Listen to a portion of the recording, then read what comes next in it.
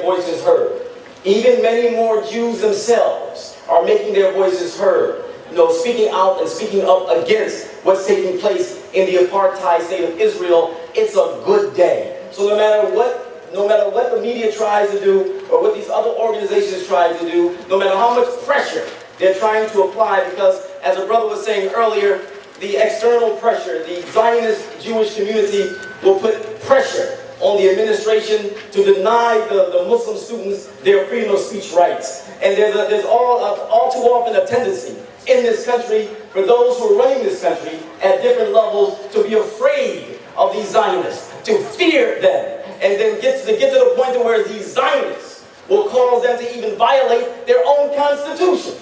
The Constitution says free speech. Y'all went to class that day, free speech. But the Zionists get to a point where no, they want no free speech as it relates to them. But the momentum is building. We had the Israel Lobby report that came out by the two professors. We had Jimmy Carter's book, Palestine, Peace, Not Apartheid. And that book actually made apartheid a part of the lexicon as it relates to the apartheid state of Israel. And now, based on that, you have the BDS movement, the boycott, divestment, and sanctions against the apartheid state. And this is a good thing.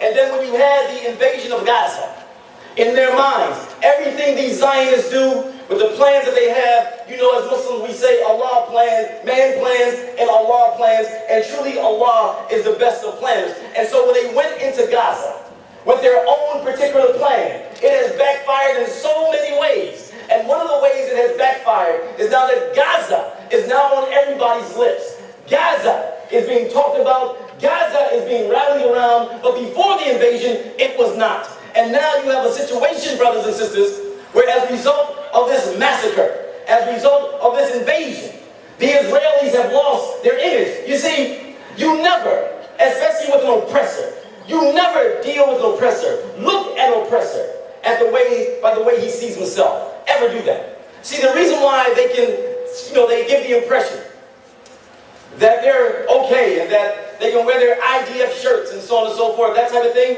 is because of the view that they have of themselves. They don't see themselves as the new Nazis. They don't see themselves as the oppressor of this day. They don't see themselves in that way. But we have to see them for what they really are. If you go back, for example, to the Warsaw Ghetto, what happened in the Warsaw Ghetto? The Nazis hit this ghetto, surrounded this ghetto, concentrated with Jews, not allowing anyone in or anyone out, not allowing any supplies in, no supplies out. And the result, famine, disease. That's exactly what's taking place in Gaza. They are imitating their own oppressor. They have become what they thought they were fighting against. They are now the new Nazis. That's who they are. And when they come to us and asking us for tea and let's sit down and have tea and crimpets, well, that's what they do. And they'll come to you with it too. Let's sit down and have tea and crimpets. And let's just talk and have cake. And we say to them, would you do that with a Nazi? If a Nazi came up to you and said, let's sit down and have tea and crimpets, would you sit down with a Nazi?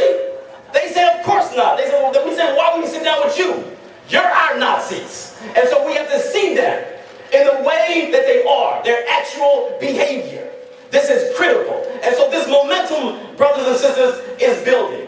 You have a situation, for example, where there was on May 4th, there was a meeting in Chicago. Motorola Company was having a meeting.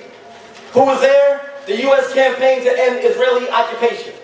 Also, members of the Presbyterian Church. Also, members of the Methodist Church. Also, members of other churches. And they were applying pressure on Motorola. They had a campaign, hang up on Motorola. Stop selling those communications equipment to the apartheid state. It got so bad that the Motorola company eventually sold their department that had to do with making bomb fuses. Yeah, Motorola has a department where they make bomb fuses, and they sell those fuses to the apartheid state of Israel. This organization put so much pressure on Motorola that they sold their department. This is what we're talking about, a momentum that is building up. Israeli producers have noted that there's a drop in demand since the invasion of Gaza. There's a drop in demand in Britain and in the Scandinavian countries since the invasion of Gaza. You have situations like the Derail Veolia campaign. This is a French corporation that is building a monorail. They want to build a monorail in the apartheid state from East Jerusalem to the illegal settlements. Well, some of the Palestinian NGOs and other groups put so much pressure on them that they lost $7.5 billion in contracts. I'm telling you, this boycott and these sanctions are hitting the apartheid state, and we got to keep on hitting them. Keep on hitting them. Now, you can always rely on the arrogance of the Zionists. That train is always coming. You can always rely on how arrogant they are and how their arrogance has an effect on the plans that they concoct. They know that they have leverage inside this country. The Zionists know it. They're worshipped in America, and they know it. But the way that they use their leverage in such a way where it causes resentment towards them by the American people. I want to give you a couple of examples that you saw a couple of weeks ago that shows how they use their leverage in such a way that it causes Americans in general, like Joe Plumber, it causes Americans in general to resent them. Number one, there was a situation in which a man by the name of Charles Freeman was supposed to be named the Director of National Intelligence. He had impeccable credentials in the intelligence community. Impeccable credentials. What happened? AIPAC, the Zionist Jewish lobby, raised Cain about it and said that this, as a Director of National Intelligence, he is not biased enough in favor of Israel. How do you want to have an intelligence director biased in favor of another country other than the one that he's representing? You can't have an intelligence director who shows more support towards another country than his own, but they're so arrogant. They had the audacity to say that this national intelligence director he's not biased in favor of Israel. And so they got rid of him. That causes resentment in these halls, and among many of these white folks. It causes them to be resented. Last week, check out this one. You're going to love this one. Check out this one. 2 spies from AIPAC. 2 spies. Straight up. Right? Steve Rosen and Keith Wasserman. All right? And then you had Larry Franklin. Larry Franklin is an American official. Larry Franklin is indicted for sharing secret materials and giving these secret materials to Steve Rosen and Keith Wasserman, AIPAC spies. Larry Franklin was not only indicted, he was convicted of giving secret materials to Steve Rosen and Keith Wasserman. Last week, the U.S. government dropped all charges against Steve Rosen and Keith Wasserman, while Larry Franklin is in prison for 13 years for giving secret materials to Steve Rosen and Keith Wasserman. So the 2 agents who received the materials got off scot-free, and the one who gave the materials is in jail, in prison, for 13 years for giving them the materials. See, it's that type of leverage that these Zionists have that causes other people to resent them, to just straight up resent them. And maybe that's why when Al Jazeera the other day came out with a statement, and there was a poll taken, American people, and 38% of the American people blame the economic crisis on what they said was Jews. Now see, American people, they can't distinguish between Jews and Zionists.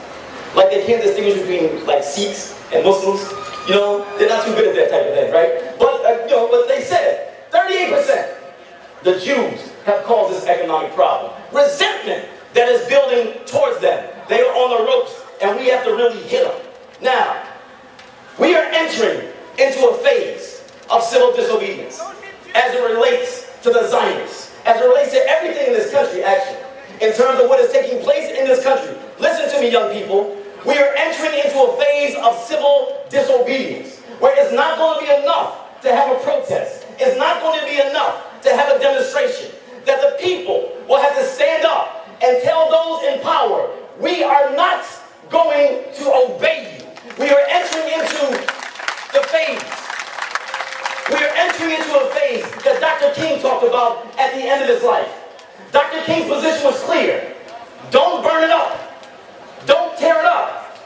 Shut it down. That was his position.